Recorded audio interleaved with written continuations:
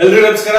ನಾನು ನಿಮ್ಮ ಡಿವಿಜಿ ವಾಯ್ಸ್ ಕರಿಯಪ್ಪ. ಇವತ್ತು ಏನು ಅಹಮದಾಬಾದ್ ನಲ್ಲಿ ಪೊಲೀಸಿನವರು ಕೋರ್ಟ್ ಜಡ್ಜ್ನ ಅವರಿಗೆ ಆದೇಶ ಮಾಡಿದ್ದಾರೆ. ಏನಂತ ಆದೇಶ ಮಾಡಿದ್ದಾರೆ ಅಂತ ಹೇಳಿದ್ರೆ, ನಿಗದಿತ ಆದೇಶಗಳನ್ನೇ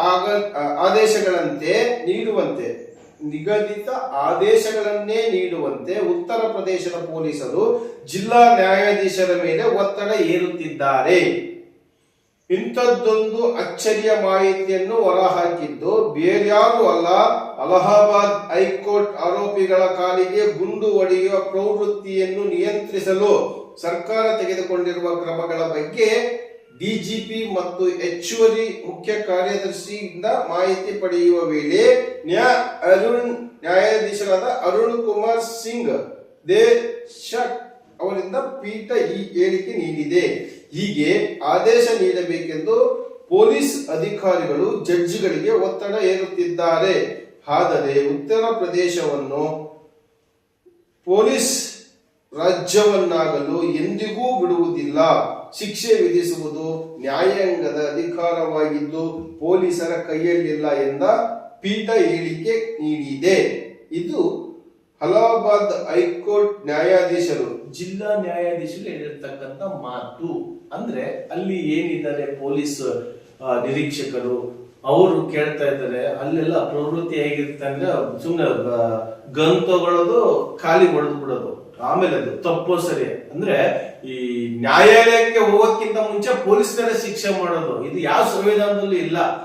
ಹಾಗಾಗಿ ಅದನ್ನೇ ನಮಗೆ ಕೊಡ್ರಿ ಅಂತ ಪೊಲೀಸರು ಜಡ್ಜ್ಗಳಿಗೆ ಒತ್ತಡ ನೀಡ್ತಾ ಇದ್ದಾರೆ ಅಂತ ಹೇಳಿದ್ರೆ, ಇನ್ನು ಎಷ್ಟು ಮಟ್ಟಿಗೆ ಹೋಗುತ್ತೋ ಗೊತ್ತಿಲ್ಲ. ನಮ್ಮ ರಾಜ್ಯ ಸರ್ಕಾರದಲ್ಲಿ ಏನಾದ್ರೂ ಈ ರೀತಿಯ ತೀರ್ಮಾನ ತೆಗೆದುಕೊಂಡ್ರೆ ದಿವಸಕ್ಕೆ ಎಷ್ಟೋ ಸಾವಿರ ಹೆಣಗಳು ಬೀಳ್ಬೇಕಾಗುತ್ತೆ.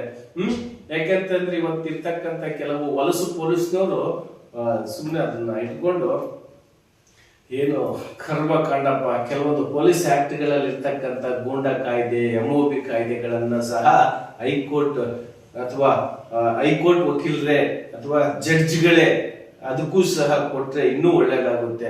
ಯಾಕೆಂತ ಹೇಳಿದ್ರೆ, ಯಾವುದೇ ಒಂದು ವಿಚಾರವಿಲ್ಲದೆ, ಯಾವುದೇ ಕೇಸ್ಗಳಿಲ್ಲದೆ ವ್ಯಕ್ತಿಗಳನ್ನೆಲ್ಲ ಗುಂಡಾ ರೌಡಿ ಶೀಟ್ರು ಮಾಡ್ತಾ ಇದ್ದಾರೆ ಅಂತ ಹೇಳಿದ್ರೆ ಈ ವಲಸು ಪೊಲೀಸ್ನವರು ಅದನ್ನ ಎಷ್ಟರ ಮಟ್ಟಿಗೆ ಕಾನೂನು ಒಪ್ಕೊಳ್ಳುತ್ತೋ ಅಥವಾ ಅವ್ರ ಮನಸ್ಸಾಕ್ಷಿ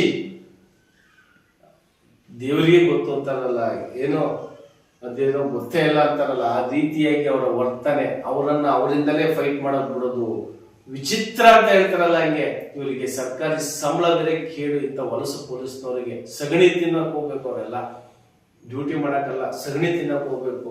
ನಿಯತ್ತಿಂದ ಸಂಬಳ ಬರುತ್ತೆ, ಆ ಸಂಬಳದಲ್ಲಿ ಜೀವನ ಮಾಡ್ದಾಗ ಅಂತ ಹೇಳಿದ್ರೆ ಈ ದಂಧೆಗಳು ಮಾಡ್ಕೊಳ್ತಾರಲ್ಲ, ದಂಧೆಗಳು ಮಾಡೋಂತ ವ್ಯಕ್ತಿಗಳನ್ನ ಇಟ್ಕೊಂಡ್ಬಂದು ಅಲ್ಲಿ ಲಂಚ, ಇಲ್ಲೂ ಲಂಚ, ಪ್ರಾಮಾಣಿಕವಾಗಿ ಸೇವೆ ಮಾಡಕ್ಕೆ ಇರ್ತಕ್ಕಂಥ ವ್ಯಕ್ತಿಗಳ ಮೇಲೆ ಯಾವನ ಹೇಳದ ಅಂತಂದು ಅವನು ಸಹ ರೌಡಿ ಶೀಟ್ರಂತೆ ಇನ್ನೊಂದಂತೆ ಹಿಂಸೆ ಮಾಡ್ತಾರೆ.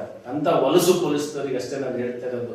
ನಿಯಂತ್ರಿರ್ತಕ್ಕಂಥ ಪ್ರಾಮಾಣಿಕ ಪೊಲೀಸ್ನವ್ರ ಬಗ್ಗೆ ಮಾತಾಡ್ತಾ ಇಲ್ಲ, ವಲಸು ಪೊಲೀಸ್ನವ್ರ ಬಗ್ಗೆ ಸ್ವಲ್ಪ ಸ್ಪಷ್ಟವಾಗಿ ತಿಳಿಸಿದೀನಿ. ಮುಂದಿನ ದಿನಗಳಲ್ಲಿ ಅವ್ರ ಹೆಸರು ಸಮೇತನೇ ಹೇಳ್ತಾ ಹೋಗ್ತೀನಿ ಅಂತ ಹೇಳ್ತಾ, ಇವತ್ತಿನ ಈ ವಿಡಿಯೋ ನಿಮ್ಮೆಲ್ಲರಿಗೂ ಇಷ್ಟ ಆಗಿದ್ರೆ ಸಬ್ಸ್ಕ್ರೈಬ್ ಆಗಿ, ಲೈಕ್ ಮಾಡಿ, ಶೇರ್ ಮಾಡಿ. ಇದು ನಿಮ್ಮದೇ ಧ್ವನಿ, ನಿಮ್ಮದೇ ಶಕ್ತಿ. ನಮಸ್ಕಾರ.